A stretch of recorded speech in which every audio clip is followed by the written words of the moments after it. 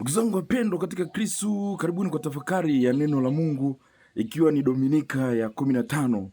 Masomo yetu ni mwaka A wa kanisa, tukianza na somo letu la kwanza kutoka kitabu cha nabii Isaya sura ya 55 mstari wa 10 mpaka 11. Mistari miwili tu somo la kwanza la leo, lakini ujumbe huu wa nabii Isaya kwa wana wa Israeli ni ujumbe ambao unatolewa kwa wana wa Israeli ambao wametoka utumwani Babuloni, wamerudi wamerudi sasa, wako nyumbani kwao, na Mungu anaongea nao kipekee, anawaita, anafanya, tunaweza kusema kwa Kiingereza, anafanya everlasting covenant. Anawaambia jinsi neno langu nalivyolisema halipiti bure, yani neno la Mungu halipiti bure. Mungu anatoa mfano, anachukua picha mbili za nature, za asili, mvua na ardhi. Jinsi mvua inavyonyesha kwenye ardhi, wakati mwingine inanyesha kwenye ardhi ambayo ni ngumu, mwingine jangwa ambalo hata halina matumaini yoyote, lakini baada tu ya kunyesha, watu wanaweza kusikia baridi kidogo na nini, lakini baada ya wiki moja mbili hivi unashangaa kuna chipua, hali inakuwa tofauti.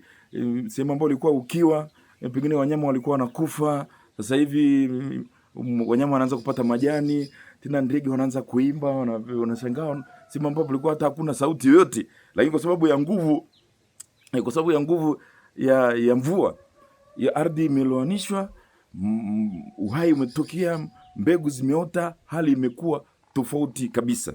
Ndugu zangu wapendwa, Mungu anatumia hiyo hali kuonyesha kwamba kama vile mvua inavyonyesha, inanyesha na huwa hairudi bure.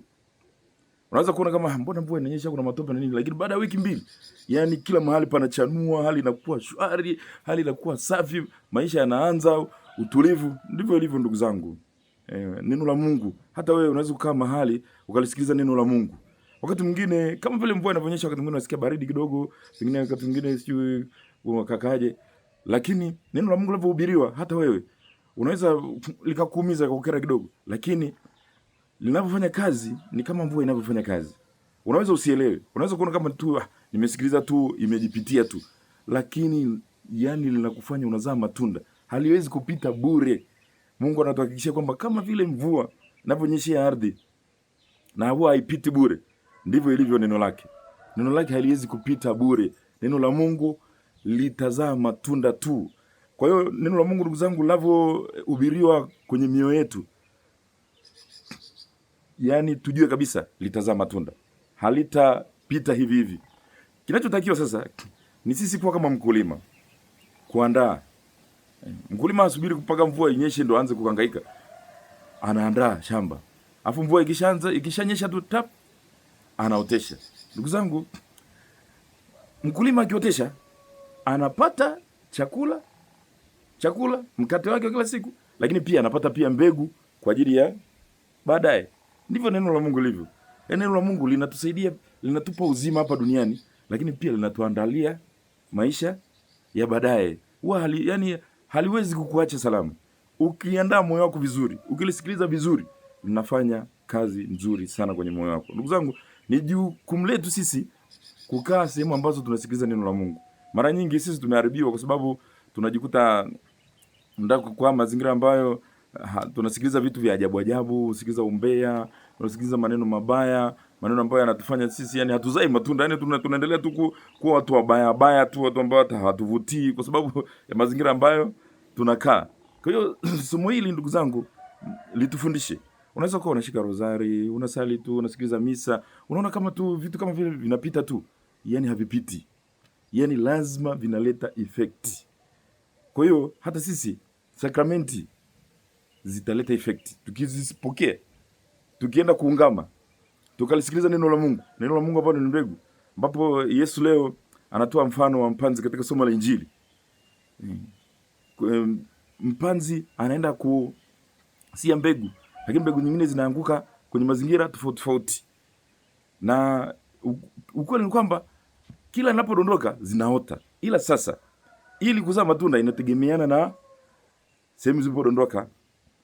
Kwenye mwamba, moyo mgumu, watu wenye moyo mgumu, unasikiliza neno la Mungu, naweza likaota kidogo tu, ukapata mshamsham, ukaona Mungu sasa hivi naanza nimkurudie, lakini dakika mbili tayari huna mizizi, yani bado unaenda kukaa tena mazingira ambayo ile neno linaua. Ni unasikiza neno la Mungu, lakini kwa sababu una mipango mingi, yani vitu vingi duniani huku, umesongwa biashara, mambo mengi, huna hata muda wa kulipalilia, kulifanya tena likue, huna.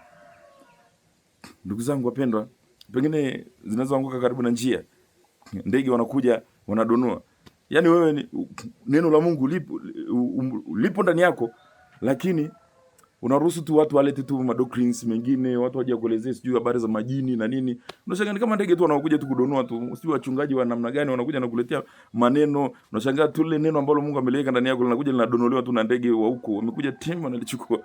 Yaani wewe unakuwa tayari kusikiliza maneno ambayo yanakufanya upoteze hata kile kitu kidogo cha imani ulichokipokea. Kwa ndugu zangu wapendwa, leo katika Dominika leo tumuombe Mungu sasa atusaidie. Atusaidie tuweze kulisikia neno lake na kulishika vizuri. Ndugu zangu wapendwa, mbegu ni neno la Mungu. Neno hili lina nguvu ya pekee yenye kutuwezesha tuchipue kiimani. Chembe ya imani kwa mwanadamu huja kwa kulipokea neno la Mungu na kulipatia nafasi ya kubadilisha mioyo yetu na kulifanya litende lililotumwa na Mungu kufanya ndani ya mioyo yetu. Neno hili ndugu zangu ni Yesu mwenyewe. Tunafahamu neno alitoa mwili. Maana neno la Mungu amekuja. Kwa hiyo anachokisema Mungu, yani neno linalotoka kwenye mdomo wa Mungu sio kitu cha kuchezea.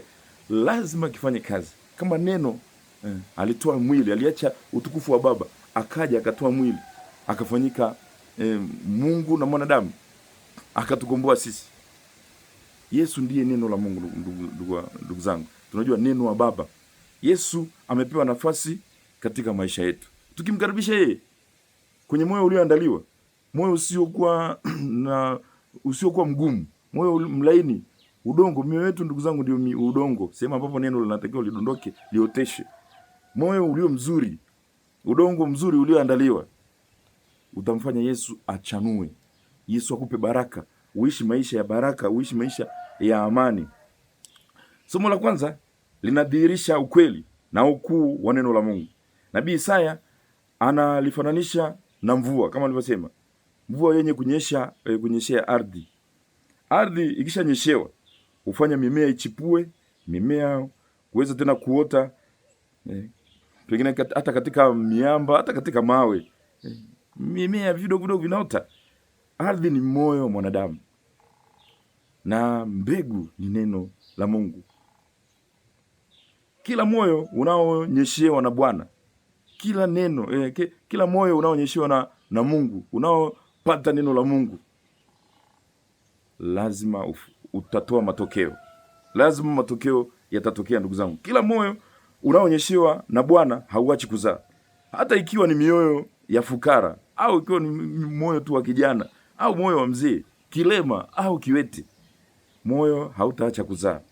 Wapo viwete wenye vipaji vyao, wenye kulitangaza vyema neno la Mungu, na wapo watu wazima ambao hawafanyi chochote. Neno la Mungu ndugu zangu, Mungu ni mkarimu kwa kila anayemtegemea. Kila anayemtegemea ataona ukuu wake na nguvu zake. Tulisikilize neno la Mungu, tumsikilize yeye. Anataka tuzae matunda, na akishanyeshia baraka katika mioyo yetu, hakika tutazaa matunda tu. Unavyoona sasa mvua ikinyesha, miti naota, matunda yanazaa, wadudu wa ndege wanapata chakula, wanaanza kufurahia, wanaimba, tena wengine wanazaliana. Tulishai kutembea katika mazingira mbalimbali. Wale waliopita pengine mazingira ya Arusha kule, kama vile unaenda pengine Mtwambu, kuna jangwa pale, unakutana pengine watu Wamasai wanapita na punda wao, wanapita na punda, kumekauka, hakuna kitu. Lakini kuna kipindi tena ukipita unakuta mvua imenyesha, kuna kijani, majani yameota, punda wanafurahia. Nguvu ya mvua. Ndivyo neno la Mungu lilivyo sasa. Likinyeshiwa ndani ya moyo wa mwanadamu, mtu aliyekuwa mkiwa, mtu ambaye alikuwa hajiwezi, anaanza tena kuchanua na kuwa na baraka ya pekee. Bwana Yesu anatumia mfano wa mpanzi na mbegu. Mbegu ni neno la Mungu na mpanzi ni Mungu mwenyewe. Neno hili laweza kutufanya tuzae matunda. Sehemu linapoangukia ni mioyoni mwetu. Mwenye jukumu la kuandaa mioyo yetu ni sisi wenyewe. kama tunavyopaswa kuandaa mashamba yetu. Kama nilivyosema, katika maisha watu wanapata mavuno tofauti tofauti kutokana tu na maandalizi walioyafanya. Imani ndivyo ilivyo. Jinsi tuandaa shamba baada ya mbegu kuoteshwa, ulivyopalilia, uliweka mbolea, uliweka pengine samadi, yani matunda itategemea na wewe jinsi unavyo take care of the shamba unavyo chukua muda wako kulihudumia hilo shamba. Sio kitendo tu cha kwenda kuotesha na kuacha hapo, kwa sababu magugu yataota, yatasonga, nini litakufia huko. Naweza kuzaa hata pengine kitunda kidogo tu ambacho ni dhaifu. Lakini ukiwa una take care, ukiwa unahudumia, unaangalia, wakati mwingine hata unachunga hata ndege wasiharibu na nini, wakati mwingine huko wasije wakaja hata nguruwe mwitu wakaja karibu. Ndivyo ilivyo na moyo wa mwanadamu ulivyo. Yaani baada ya mbegu kuingia ndani ya moyo wako, lazima ujifunze kuepuka mazingira mabaya, uepuke mazingira mbwa mwitu, nguruwe mwitu wanaokuja. Lazima ujifunze kupalilia, uvumilivu, kuishi kwa kinyenyekevu. Sio vitu virahisi. Neno la Mungu likiingia linakuhitaji uendelee kutekea, namna ya kulihudumia. Sio kitu kirahisi, ndugu zangu wapendwa. Wapo wasioona umuhimu wa vitu kama sakramenti au hata umuhimu wa kujiunga pengine kwa vyama vya kitume au kuhudhuria misa. Haya ni mazingira ambayo yatakufanya mbegu yote. Haya ni mazingira, unakaa mazingira ambayo yatakufanya lile neno lipaliliwe. Unapojiunga na vyama vya kitume, unaposhirikiana na wenzako, pengine wewe ni wawata, wewe ni uhaka, unakaa kwenye pengine Mtakatifu Rita wa Kashia, wewe mwanapio, yani unapokaa na wenzako, yani tayari umekaa mazingira ya kufanya lile neno liote. Yani hautasongwa na magugu. Lakini wewe unaenda kukaa, pengine wewe unatamani kuacha ulevi, unataka kuishi vizuri, wewe unaenda kukaa na watu ambao unakaa na walevi, unategemea neno litaota kweli? Hutaweza. Kwa ndugu zangu wapendwa, yote haya yamesababisha jinsi mioyo yetu inavyoandaliwa. Unapokaa na watu wanaosali, unaandaa mbegu zilizoanguka katika njia. Tufafanue sasa. Mbegu zilizoanguka katika njia pasipo na udongo zinaashiria mioyo mitupu isiyofanya bidii katika kupalilia imani yao. Zimeanguka kwenye njia, hakuna mtu anakaika nazo. Sasa wewe umeanguka, lakini zimeanguka kwenye moyo wako, lakini kila mtu huko busy. Kwa hiyo hujapalilia imani yako, haizai. Imani inaipaswa kupaliliwa. Usifikiri ni kitendo cha kuamini tusema tu nimebatizwa. Wako wengi waliobatizwa lakini hawaishi kadiri ya imani ya waliobatizwa. Wapo wengi wanaosema wanamwamini Mungu. Wapo wengi waliovaa rozari lakini hawasali. Wamevaa tu kama maonyesho. Papa Leo wa 14 atakwambia hicho ni kisu ambacho hakitumiki kukata nyama. Rozari hatari. Rozari unaivaa bila kuitumia kama maonyesho tu. Una silaha lakini huitumii kujilinda. Shetani anajua umeivaa lakini huitumii. Kwa hiyo tumia silaha ulioivaa. Andaa mbegu zilizoanguka kwenye njia, zimedondoka lakini hakuna mtu anahangaika nazo. Imani imeingia lakini huna muda, upalilii ufanye chochote. Imani inapaswa kupaliliwa, inapaswa kuwekewa kumwagiliwa ili iweze kuota, ndugu zangu. Kwa hiyo mbegu ambazo zinaanguka kwenye njia ni mbegu ambazo kwa kweli hakuna mtu anahangaika nazo. Zipo tu, ndivyo ilivyo. Wewe tu unakuwa mtupu, una bidii yoyote katika imani yako. Mbegu za mioyo hii zipo hadharani, zikichomwa na miali ya jua na kuliwa na ndege. Ndio mbegu zinaanguka kwenye njia. Zinachomwa na jua, zinaliwa na ndege. Hakuna kitu. Kwa hiyo ndugu zangu, tujiangalie. Je, sisi ni watu wenye mioyo ya mbegu zilizoanguka kwenye njia? Na mioyo ya wengi ipo hivi ndugu zangu. Ipo namna hii. Ni mioyo mikavu. Tunakaa maeneo makavu sana.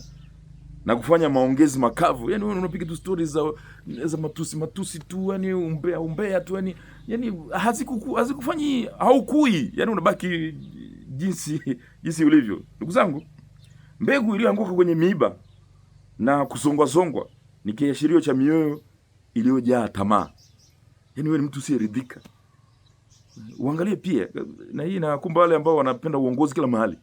Wewe ni pengine ni kiongozi mwana moyo, wewe sijui ni kiongozi wa jumuiya, wewe sijui ni kiongozi wa wata, wewe sijui kingine sijui ni Rita wa Kashia, utasongwa. Inabidi wakati mwingine ujifunze kuachia wengine pia. Hili sikuambii kwamba uache kushiriki mambo ya imani, lakini pia hata katika mambo ya imani wapo wengi wenye vyeo vingi sana. Unakuta mkutano huu ulikuwa ni leo, kesho huu. Kwa hiyo muda wote huna hata muda wa kuandaa hata maisha yako. Kwa hiyo tamaa sio tu katika hali hiyo, lakini pia kuna tamaa ya vitu, huridhiki. Mtu umenunua mashamba huku, umenunua huku, umenunua huku, umenunua huku, umenunua huku, mpaka unazika unaendelea kununua mashamba tu, yani hauna siku hata umetulia ukajihudumia. Tamaa ni kitu kibaya ndugu zangu, na mioyo mingi imezongwa na tamaa, pengine za ulevi, matumizi ya hovyo ya simu, wakati mwingine na marafiki wabaya. Mwanaume una wanawake wengi, mwanamke unatamani wanaume wengi, yani huna muda hata kutunza ndoa yako. Hii yote hivi, hata neno la Mungu kushika amri haitaka ikue, haitazaa matunda. Kwa hakika kuna marafiki wanaoshauri vibaya, na asilimia nyingi ya dhambi zetu ni baada ya kushauriwa na marafiki wabaya.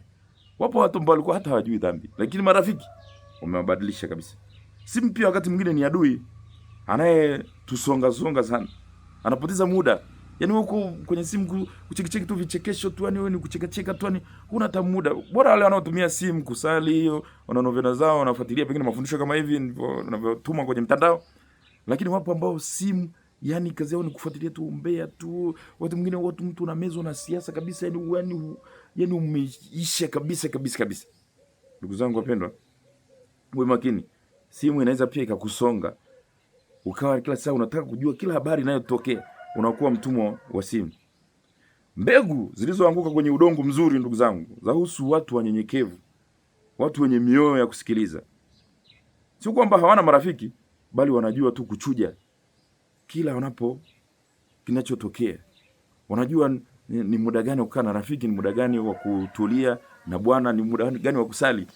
Si kwamba hawapendi kuenjoy, wanayo, lakini wanajua namna ya kujicontrol, self control, bila kuongozwa na mihemko, kupata muda wa kukaa na Mungu, kupata muda hata kwenda kuungama. Hawa ni watu wenye kuandaa mioyo yao, udongo ulio mzuri. Pia wana kiasi, na wanapokosea huomba msamaha. Kati ya kitu ambacho kinaumiza watu sana ni watu ambao wanajifanya kwamba hawajakosea na hawako tayari kuomba msamaha. Hii ni mioyo migumu. Hata neno la Mungu linakuwa ngumu sana kuota hapa. Mtu ambaye hayuko tayari kusamehe, hayuko tayari kuomba msamaha, hafanani na baba yake. Mungu ni mfano mkuu wa kusamehe, na unaposamehe unafanana na Mungu katika hali ya juu kabisa. Ndugu zangu, Yesu anasema kwamba yeyote mwenye kitu ataongezewa, na wapo waliojaliwa kuzijua siri za ufalme wa mbinguni. Hawa walioanguka katika udongo mzuri, ndugu zangu, kwa hakika watazidi kuongezewa na Bwana na kuendelea kufahamu siri za Mwenyezi Mungu. Wapo wanaotazama lakini hawaoni, wenye masikio bila kusikia. Hawa ni wavivu. Wanatazama hawaoni, wana masikio lakini hawasikii. Yaani watu wanasikia neno la Mungu, watu wanahubiriwa, lakini wala hata hajishughulishi. Wapo tu wamejikalia zao tu, yaani wapo tu wamejikalia tu, hata uvivu. Wala kusoma neno la Mungu, usomi kanisani hata uende, yani upo tu. Uko yani upo tu. Unasikia, una macho unaangalia lakini huoni. Una masikio lakini hata usikii. Ndugu zangu wapendwa, wasiojitahidi na wanaotegemea miujiza, hawa ni watu wavivu. Ndugu zangu, maisha ya kumfuata Kristo lazima tujitahidi. Yesu anayasifu masikio na macho ya hawa mitume wake, kwa sababu walimsikiliza Yesu na wakamuuliza, kwa nini unaongea kwa mifano? Tufafanulie mfano wa mpanzi. Yesu anawasifu kwamba nyie mmejaliwa kuzijua siri za ufalme wa mbinguni. Mitume walijitahidi kuona na kusikia. Sisi ndugu zangu, tunapaswa kuwa watu wa kuona na kusikia. Tunahubiriwa mengi na wachungaji wetu, makuhani, tunasikiza mengi. Tusije tukawa watu tunaosikia lakini tuna masikio lakini hatusikii. Tuna macho lakini hatuoni. Tuwe watu ambao tunapolisikia tujibadilishe, tunapoona tubadilike. Neno la Mungu ukilipokea, hakika litakufanya tofauti. Mungu hachoki kupanda. Mungu ataendelea kusia mbegu. Kusia mbegu ni kazi ya Mungu. Hakuna hata siku moja ya neno la Mungu litaacha kuhubiriwa. Litahubiriwa siku zote. Lakini kulipokea na kufanya mabadiliko ni juu yako. Hakuna atakaye kusaidia. Kiasi cha mbegu iliyokwisha kusiwa na Mwenyezi Mungu ni mbegu nyingi sana. Zimesiwa nyingi sana kwenye mioyo ya watu wengi sana. Lakini ni chache zinazoruhusiwa kuota kwa sababu ya maandalizi ya mioyo. Nyingine zinaota kidogo tu na kuishia tu kufa. Ndugu zangu wapendwa, Mungu tumeshasikiza mahubiri mengi sana. Je, yamefanya mabadiliko katika maisha yetu au tumeyazuia sisi wenyewe? Kiasi cha mbegu kilichosiwa na Mwenyezi Mungu kwa kila mmoja wetu, ndugu zangu, ni nyingi sana. Bidii zilizotumika kupanda imani mioyoni mwetu ni nyingi. Tumeshasikia, tunahubiriwa mambo mengi sana. Lakini wapo tuliozifanya juhudi hizi kuwa tu ni bure tu. Wanadharau tu, ama padri wanatusumbua tu, wanatupigia kelele nini. Jitahidi. Neno la Mungu likufanyie mpango badilike uweze kuwa kiumbe kipya. Jiulize, leo umekwisha zalisha nini? Tangu neno la Mungu liendelee kusiwa ndani ya moyo wako, kuna matunda yote umeyaleta? Kuna mavuno yote umeyaleta?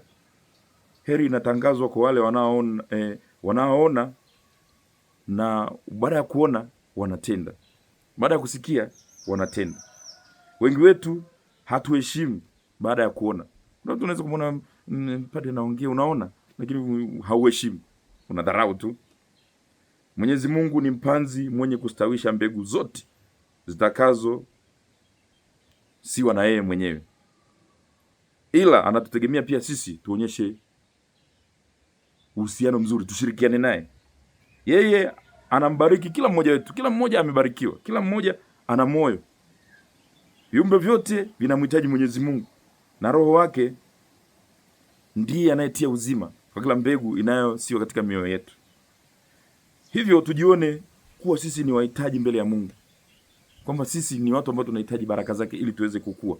Tusikubali kabisa tuishi katika mazingira ambayo ni ya moyo mgumu. Watu ambao tumekaza moyo, hatumsikilizi Mungu, hatuishi kadiri ya mapenzi yake. Tunakuwa tu ni watu ambao tunasikia, tunaona, tunasikia, lakini masikio yapo, lakini hatusikilizi wala hatutendi kitu chochote. Ndugu zangu wapendwa, katika somo la pili kutoka waraka wa mtume Paulo kwa Warumi sura 8 mstari wa 18 mpaka 23, tunamuona Paulo yeye yuko busy kusia neno la Mungu. Lakini katika kusia neno la Mungu sio kazi rahisi. Yeye mwenyewe anasema na yahesabu mateso ya wakati huu wa sasa kuwa sio kitu. Yuko busy kusia neno la Mungu, amefungwa gerezani, lakini anahesabu hivi vitu sio. Ingekuwa ni sisi pengine tungelalamika sana. Paulo anaweza kuongea maneno mazuri akiwa katikati ya mateso. Ndugu zangu, unapoamua kulihubiri neno la Mungu, unapokuwa mpanzi, Mungu anapokufanya mpanzi kwa ajili ya kusia neno la Mungu, usitegemee kazi itakuwa rahisi. Utakutana na vipingamizi vingi sana. Kuna watu hawako tayari kubadilika. Kuna watu ambao hawako tayari kusikiliza ukweli. Kwa hiyo ni jukumu lako, utakapopata changamoto, uwe kama Paulo, yahesabu mateso ya sasa kwamba si kitu. Kuna utukufu ulioandaliwa na Mungu ambao ni wa kipekee sana. Ndugu zangu wapendwa, Mungu atusaidie.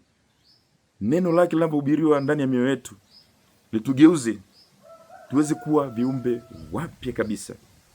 Hakuna kitu kibaya kama tuseme eti mvua inanyesha alafu hamna kitu kinachoota. Katika Israeli mwezi wa Oktoba na Novemba wa 10 na 11 mvua huwa unyesha, na mlima Hermoni ulikuwa unajaa snow au barafu. Sasa mvua ikinyesha kuna mara mbili, death or life, maisha au kifo. Lakini sana sana maisha. Barafu ikiwa nyingi, pengine ndege na nini wanaganda, wengine wanakufa. Lakini mvua hasa, kipindi hicho hakuna irrigation, hakuna kumwagilia. Kilimo cha umwagiliaji kinasitishwa kwa sababu Mungu ameleta baraka. Ndugu zangu wapendwa, mvua inanyesha, neno la Mungu lahubiriwa. Je, wewe unachagua nini? Umechagua kulikataa uingie kwenye death, kwenye kifo, au umeamua likufanyie, likumwagilie, uchanue uweze kuwa kiumbe kipya? Mfano ufuatao utakusaidia. Kuna mtu alienda sokoni akaenda akanunua jagi tu zuri, akaleta kwenye kanyumba kake, ilikuwa kama kageto hivi. Akaliweka ile jagi pale mezani. Alipoweka mezani, ile jagi likaonekana linang'aa zaidi. Akasema jamani, hii meza ni chafu, ile jagi safi. Ikabidi anunue kitambaa cha kutandika kwenye meza. Aliponunua kitambaa cha kutandika kwenye meza, akaweka ile jagi juu, likaonekana vizuri. Ghafla akaangalia, akaona mapazia ni machafu. Ikabidi akanunua mapazia. Baada ya kununua mapazia, akacheki ukuta ni umezeeka, ikabidi apige rangi. Baada ya kupiga rangi, akacheki chini, sakafu ni mbaya, ikabidi aweke tiles. Yaani kutokana na jagi, akabadilisha ile nyumba yote mpaka madirisha na nini, kitanda tena kanunua kama safi. Ndugu zangu, ndivyo ilivyo. Neno la Mungu ni kama jagi sasa umenunua jagi sasa. Umeweka kwenye moyo wako tap. Kutokana na neno hili, unasema sasa hivi jamani, nianze kumtukuza Mungu. Nianze kusali. Niachane. Ukianza kusali unakutana tabia ya kuchafua wenzako acha. Unaanza kujitahidi. Ukikutana na watu wanaongea umbea, unaamua kubadilisha mada. Ukikutana na watu wanaongea wanamchafua mtu, unaondoka hata kwenye mazungumzo namna hiyo. Unajaribu hata kuwasaidia wasimchafue mtu. Yaani unaanza kubadilisha tabia yako baada ya kusikiza neno la Mungu kidogo mpaka unashangaa. Ndugu zangu wapendwa, kwa mfano huo Mungu atusaidie. Likubali tu neno la Mungu liingie ndani ya moyo wako. Utabadilika, utakuwa kiumbe kipya kabisa na neno la Mungu litakuwa limefanya mabadiliko. Jua tu neno la Mungu halitarudi bure. Ukilipokea linaweza kufanya kazi hata usivyojua. Kama vile mvua inavyofanya kazi asivyoelewa hata mkulima, ndivyo na neno la Mungu linafanya kazi ndani ya mioyo yetu bila hata sisi kujua. Cha muhimu ni kukaa sehemu ambapo neno hili linasiwa. Neno hili ambalo linasemwa, linahubiriwa, unalisoma, linaendelea kufanyia badiliko taratibu. Mwenyezi Mungu akubariki na kukulinda, Baba na Mwana na Roho Mtakatifu. Amina. Nakutakia Dominika njema.